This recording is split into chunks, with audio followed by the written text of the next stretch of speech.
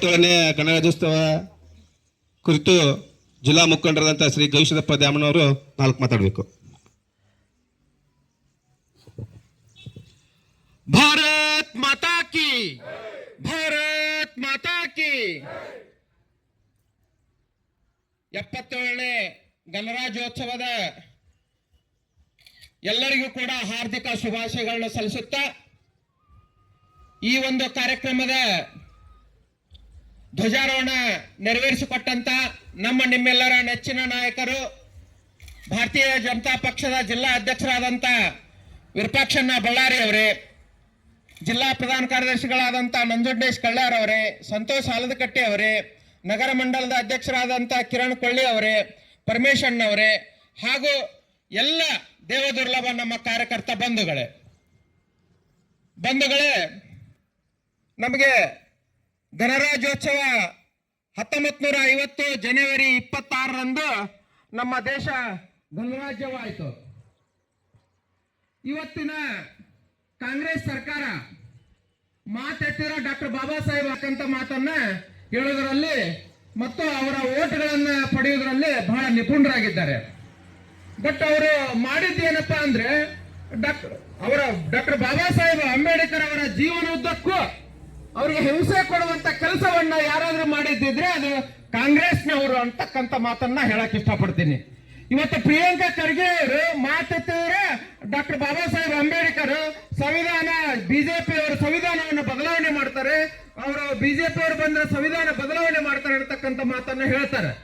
But 1950ರಲ್ಲಿ ಏನು ಗಣರಾಜ್ಯೋತ್ಸವ ಆಯ್ತು, 1951ರಲ್ಲಿನ ನೆಹರು ಅವರು ತಿದ್ದುಪಡಿ ಮಾಡಿದ್ರು ಸಂವಿಧಾನವನ್ನ. ಮೊದಲನೇ ತಿದ್ದುಪಡಿಯನ್ನ 1951ರಲ್ಲಿ ಮಾಡುವಂತ ಕೆಲಸ ಮಾಡಿದ್ರು. ಯಾತಕ್ಕೋಸ್ಕರ ತಿದ್ದುಪಡಿ ಮಾಡಿದ್ರು ಅಂದ್ರೆ ಸಂವಿಧಾನದ ಯಾವುದೇ ಒಬ್ಬ ವ್ಯಕ್ತಿ ಆಡಳಿತ ಸರ್ಕಾರದ ವಿರುದ್ಧ ಯಾರು ಪ್ರಶ್ನೆ ಮಾಡಬಾರ್ದು ಮತ್ತು ಅಭಿವ್ಯಕ್ತಿ ಸ್ವಾತಂತ್ರ್ಯದ ಮೇಲೆ ನಿರ್ಬಂಧ ಇರುವಂತ ಕೆಲಸ ಅವತ್ತಿನ ನೆಹರು ಸರ್ಕಾರ ಮಾಡಿತು. ಬಟ್ ಅದೇ ರೀತಿಯಾಗಿ ಮುಂದುವರೆದು ಹೋದಂತ ಸಂದರ್ಭದಲ್ಲಿ ಶ್ರೀಮತಿ ಇಂದಿರಾ ಗಾಂಧಿ ಅವರು ಏನು ದೇಶದ ಪ್ರಧಾನಮಂತ್ರಿಗಳಾಗಿದ್ರು, ಅವತ್ತಿನ ದಿವಸ ಕೂಡ ಅನೇಕ ತಿದ್ದುಪಡಿಗಳನ್ನು ಮಾಡಿದ್ರು. ಸಂವಿಧಾನಕ್ಕೆ 38ನೇ ತಿದ್ದುಪಡಿಯನ್ನ ಮಾಡ್ತಾರೆ. ಯಾತಕ್ಕೋಸ್ಕರ ಮಾಡ್ತಾರೆ ಅಂದ್ರೆ ಅವತ್ತ 1975 ಜೂನ್ 12ರಂದು ಅಲಹಾಬಾದ್ ಹೈಕೋರ್ಟ್ ಒಂದು ತೀರ್ಪನ್ನು ಕೊಡ್ತೈತಿ. ಶ್ರೀಮತಿ ಇಂದಿರಾ ಗಾಂಧಿ ಅವರ ಚುನಾವಣೆ ಸಂದರ್ಭದಲ್ಲಿ ಕಾನೂನು ಬಾಹಿರವಾಗಿ ಆಯ್ಕೆ ಆಗಿದ್ದಾರೆ. ಅವರ ಆಯ್ಕೆ ಅಸಿಂಧು ಅಂತಕ್ಕಂಥ ಒಂದು ಆದೇಶವನ್ನು ಹೊರಡಿಸಿದ ಸಂದರ್ಭದಲ್ಲಿ ಶ್ರೀಮತಿ ಇಂದಿರಾ ಗಾಂಧಿ ಅವರು ಜೂನ್ 24ಕ್ಕೆ ಏನ್ ಮಾಡ್ತಾರೆ ಅಂದ್ರೆ ತುರ್ತು ಪರಿಸ್ಥಿತಿಯನ್ನು ಜಾರಿಗೆ ತಗೊಂಡ್ ಬರ್ತಾರೆ. ತುರ್ತು ಪರಿಸ್ಥಿತಿಯನ್ನು ಜಾರಿಗೆ ತಗೊಂಡು ಬಂದು ನಮ್ಮ ಪ್ರತಿಪಕ್ಷದ ಎಲ್ಲಾ ನಾಯಕರನ್ನು ಕೂಡ, ದೇಶಭಕ್ತರನ್ನು ಕೂಡ ಒಳಗೆ ಹಾಕುವಂತ ಕೆಲಸ ಶ್ರೀಮತಿ ಇಂದಿರಾ ಗಾಂಧಿ ಅವರು ಮಾಡ್ತಾರೆ. ಇಂದಿರಾ ಗಾಂಧಿ ಅವರು ಮಾಡಿದ ನಂತರ ಜುಲೈ 24ಕ್ಕೆ ಮತ್ತೊಂದು ಆದೇಶವನ್ನು ಹೊರಡಿಸ್ತಾರೆ.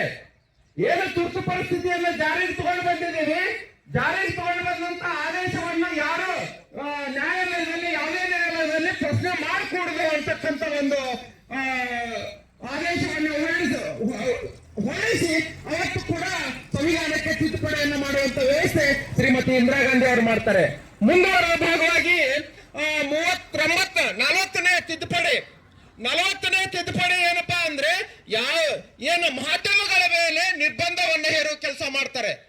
ಮಾಧ್ಯಮಗಳ ಬಂದ ಯಾವುದೇ ಸುದ್ದಿಯನ್ನ ನಾವು ಆಡಳಿತ ಪಕ್ಷದವರು ಯಾವುದೇ ಕೆಲಸ ಮಾಡಿದ್ರು ಕೂಡ ಅದನ್ನ ಪ್ರಚಾರ ಮಾಡಬಾರ್ದು, ಅದಕ್ಕೆ ಸಂಪೂರ್ಣ ನಿರ್ಬಂಧವನ್ನು ಹೇರಿ 350 ಜನ ಏನು ಪತ್ರಿಕಾ ಮಾಧ್ಯಮದವ್ರನ್ನು ಕೂಡ ಒಳಗೆ ಹಾಕುವಂತ ಕೆಲಸ ಶ್ರೀಮತಿ ಇಂದಿರಾ ಗಾಂಧಿ ಅವರು ಮಾಡ್ತಾರೆ. ಅದೇ ರೀತಿಯಾಗಿ 41ನೇ ತಿದ್ದುಪಡಿ ಏನಪ್ಪಾ ಅಂದ್ರೆ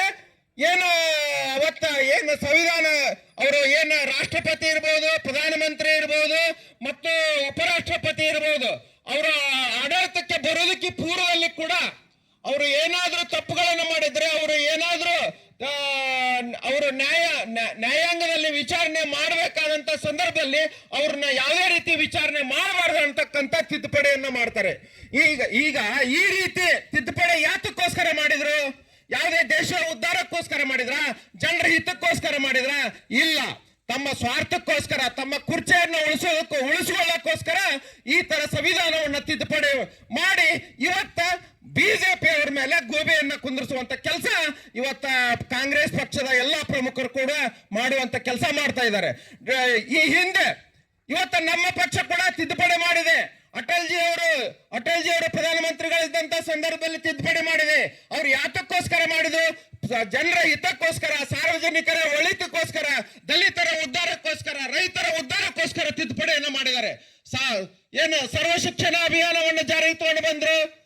ಎಲ್ಲರೂ ಶಿಕ್ಷಣವಂತರಾಗಲಿ, ಆರ್ಥಿಕವಾಗಿ ಮುಂದೆ ಹೋಗಲಿ ಅಂತಕ್ಕಂಥ ಉದ್ದೇಶವನ್ನು ಇಟ್ಟುಕೊಂಡು, ಮತ್ತೆ ಅದೇ ರೀತಿಯಾಗಿ SC ST ಅವರಿಗೆ ರಿಸರ್ವೇಶನ್ ಅನ್ನು ಮುಂದುವರಿಸುವಂತ ಕೆಲಸ ಮಾಡಿದ್ರು.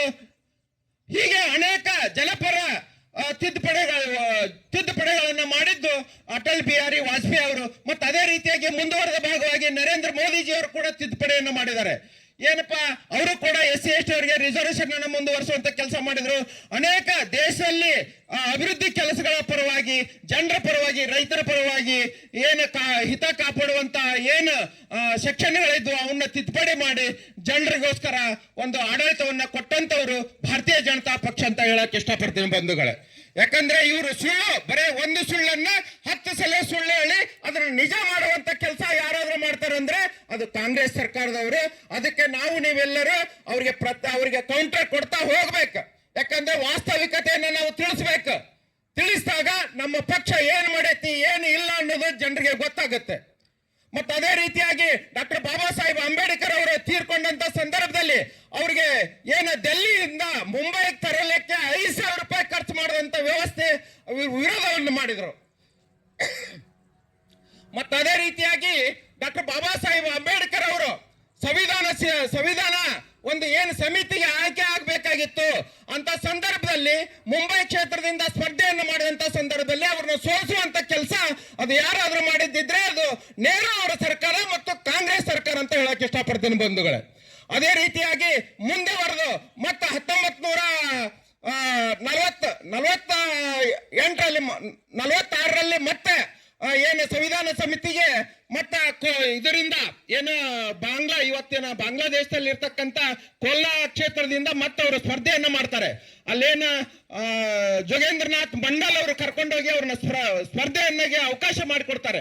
ಅವತ್ತು ಅವರು ವಿನ್ ಆಗಿ ಮತ್ತೆ ಏನು ಸಂವಿಧಾನ ರಚನಾ ಸಮಿತಿಗೆ ಅಧ್ಯಕ್ಷರಾಗಿ ಈ ಸಂವಿಧಾನವನ್ನ ಅವತ್ತು 1950 ಜನವರಿ 26ರಂದು ಜಾರಿಗೆ ತರುವಂತ ಕೆಲಸ ಅವತ್ತು ಮಾಡ್ತಾರೆ. ಬಟ್ ಮುಂದುವರೆದ ಭಾಗವಾಗಿ ದೇಶ ಇಬ್ಬಾಗ ಆಗುವಂತ ಸಂದರ್ಭದಲ್ಲಿ ಅವರು ಯಾವ ಕ್ಷೇತ್ರದಿಂದ ಆಯ್ಕೆ ಆಗಿದ್ರು, ಕೊಲ್ಲಾ ಕ್ಷೇತ್ರದಿಂದ, ಆ ಕ್ಷೇತ್ರವನ್ನ ಏನು ಪಾಕಿಸ್ತಾನಕ್ಕೆ ಬಿಟ್ಟುಕೊಡುವಂತ ಕೆಲಸ ಅವತ್ತಿನ ಕಾಂಗ್ರೆಸ್ ಸರ್ಕಾರ ಮಾಡುತ್ತೆ. ಅಂದ್ರೆ ಅವರ ಅಸ್ತಿತ್ವ ಹೋಗ್ಬೇಕನ್ನೋ ದುರುದ್ದೇಶವನ್ನು ಇಟ್ಟುಕೊಂಡು ಅವತ್ತು ಅವರು ಕೆಲಸ ಮಾಡಿದ್ರು. ಮುಂದುವರೆದ ಭಾಗವಾಗಿ ನೆಕ್ಸ್ಟ್ ಏನಪ್ಪಾ ಭಾರತೀಯ ಜನತಾ ಪಕ್ಷ ಏನ್ ಮಾಡೈತಿ, ನಾಯಕರು ಏನ್ ಮಾಡ್ರ ಅಂತ ಕೇಳಿದ್ರೆ ಭಾರತೀಯ ಜನತಾ ಪಕ್ಷ ಡಾಕ್ಟರ್ ಬಾಬಾ ಸಾಹೇಬ್ ಅಂಬೇಡ್ಕರ್ ಅವರಿಗೆ ಭಾರತ ರತ್ನ ಪ್ರಶಸ್ತಿಯನ್ನ ಕೊಡುವಂತ ವ್ಯವಸ್ಥೆ ಮಾಡಿತು. ಯಾವಾಗ 1990ರಲ್ಲಿ ಏನು VP ಸಿಂಗ್ ಸರ್ಕಾರ ಇತ್ತು, ಅವತ್ತು ಅಟಲ್ ಬಿಹಾರಿ ವಾಜಪೇಯಿ ಅವರ ಶಿಫಾರಸಿನ ಮೇರೆಗೆ ಅವತ್ತು ಭಾರತ ರತ್ನ ಪ್ರಶಸ್ತಿ ಅವರಿಗೆ ಕೊಡ್ತು. ಅದ್ರ ಹಿಂದೆನೆ ಏನು ಡಾಕ್ಟರ್ ಬಾಬಾ ಸಾಹೇಬ್ ಅಂಬೇಡ್ಕರ್ ಅವರ ವಿರುದ್ಧವಾಗಿ ಯಾರು ಮಾತಾಡಿದ್ರು, ಅವ್ರ ವಿರುದ್ಧವಾಗಿ ಯಾರು ಇದ್ರು ಅಂತರ್ಗ 1977ರಾಗ ಅವ್ರಿಗೆ ಭಾರತ ರತ್ನ ಪ್ರಶಸ್ತಿ ಕೊಡುವಂತ ಕೆಲಸ ಈ ಕಾಂಗ್ರೆಸ್ ಸರ್ಕಾರ ಮಾಡೈತಿ. ಅಂದ್ರೆ ಡಾಕ್ಟರ್ ಬಾಬಾ ಸಾಹೇಬ್ ಅಂಬೇಡ್ಕರ್ನ ವಿರೋಧಿಸುವಂತ ಕೆಲಸ ಕಾಂಗ್ರೆಸ್ ಸರ್ಕಾರ ಮಾಡ್ತಾ ಬಂದಿದೆ. ಇವತ್ತ ಮುಂದುವರೆದ ಭಾಗವಾಗಿ ಏನಪ್ಪಾ ನಮ್ಮ ಭಾರತೀಯ ಜನತಾ ಪಕ್ಷ ಅಟಲ್ ಬಿಹಾರಿ ವಾಜಪೇಯಿ ಅವರು ಮತ್ತು ನರೇಂದ್ರ ಮೋದಿಜಿ ಅವರು ಏನಪ್ಪಾ ಇವತ್ತ ಡಾಕ್ಟರ್ ಬಾಬಾ ಸಾಹೇಬ್ ಅಂಬೇಡ್ಕರ್ಗೆ ಗೌರವ ಕೊಟ್ಟಿದ್ದಾರೆ ಅಂದ್ರೆ 5 ಪಂಚತೀರ್ಥಗಳನ್ನಾಗಿ ಇವತ್ತು ಅಭಿವೃದ್ಧಿ ಮಾಡಿದ್ದಾರೆ. ಯಾವ್ಯಾವಪ್ಪ ಅಂದ್ರೆ ಅವರು ಹುಟ್ಟಿದ ಸ್ಥಳ, ಡಾಕ್ಟರ್ ಬಾಬಾ ಸಾಹೇಬ್ ಅಂಬೇಡ್ಕರ್ ಅವರು ಹುಟ್ಟಿದ ಸ್ಥಳವನ್ನ ಅಭಿವೃದ್ಧಿ ಪಡಿಸಿದ್ದಾರೆ. ಸ್ಮಾರಕ ಭಾರಿ ಐತಿಹಾಸಿಕ ಸ್ಮಾರಕವಾಗಿ ನಿರ್ಮಾಣ ಮಾಡಿದ್ದಾರೆ. ಅದೇ ರೀತಿಯಾಗಿ ವಿದ್ಯಾಭ್ಯಾಸ ಮಾಡಿದ ಸ್ಥಳ, ಅವರು ಡೆಲ್ಲಿಯಲ್ಲಿ ಇದ್ದಂತ ಸ್ಥಳ ಮತ್ತು ಅವರ ದಫನ ಮಾಡಿದಂತ ಸ್ಥಳ, ಮತ್ತು ಅವರು ಬೌದ್ಧ ಧರ್ಮವನ್ನು ಸ್ವೀಕಾರ ಮಾಡಿದಂತ ಸ್ಥಳಗಳನ್ನ ಇವತ್ತು ಐತಿಹಾಸಿಕ ಸ್ಮಾರಕಗಳನ್ನಾಗಿ ನಿರ್ಮಾಣ ಮಾಡಿ ಡಾಕ್ಟರ್ ಬಾಬಾ ಸಾಹೇಬ್ ಅಂಬೇಡ್ಕರ್ ಗೌರವವನ್ನು ಸಲ್ಲಿಸಿದ ಯಾವುದಾದ್ರೂ ಸರ್ಕಾರ ಇದ್ರೆ ಅದು ಭಾರತೀಯ ಜನತಾ ಪಕ್ಷ ಅಂತ ಹೇಳಕ್ ಇಷ್ಟಪಡ್ತೀನಿ ಬಂಧುಗಳೇ. ಹಾಗಾಗಿ ಇವತ್ತಿನ ಏನು ನಮ್ಮ ರಾಜ್ಯದಲ್ಲಿರ್ತಕ್ಕಂತ ಯಾರವರು ಪ್ರಿಯಾಂಕಾ ಖರ್ಗೆ ಅಂತ ಮಾತೆತ್ತಿದ್ರೆ ಡಾಕ್ಟರ್ ಬಾಬಾ ಸಾಹೇಬ್ ಅಂಬೇಡ್ಕರ್ ಅವ್ರ ಹೆಸರು ಹೇಳ್ತಾರೆ, ಮಾತೆತ್ತಿದ್ರೆ ಬಿಜೆಪಿ ಅವರು ಸಂವಿಧಾನ ಬದಲಾವಣೆ ಮಾಡ್ತಾರಂತ ಹೇಳ್ತಾರೆ. ಬಟ್ ಅದು ಯಾವುದು ಎಲ್ಲ ಸುಳ್ಳು. ಡಾಕ್ಟರ್ ಬಾಬಾ ಸಾಹೇಬ್ ಅಂಬೇಡ್ಕರ್ ಅವರಿಗೆ ಗೌರವ ಸಲ್ಲಿಸಲಾರದೆ ಇದ್ದಿದ್ದು, ಅವ್ರಿಗೆ ಅಗೌರವವನ್ನ ಕೊಟ್ಟವರು, ಅವ್ರನ್ನ ಹೀನಾಯವಾಗಿ ಅವ್ರನ್ನ ತುಳಿತಕ್ಕೊಳಗೆ ಮಾಡಿದವರು ಕಾಂಗ್ರೆಸ್ನವರು.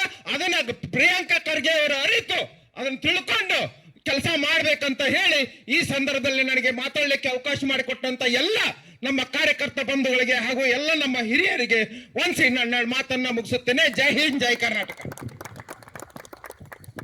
ಧನ್ಯವಾದ ಸರ್ ಗೌಶಿಕ ಪದ್ಯಾಮನ ಹೆಸರಿಗೆ. ಮಾನ್ಯ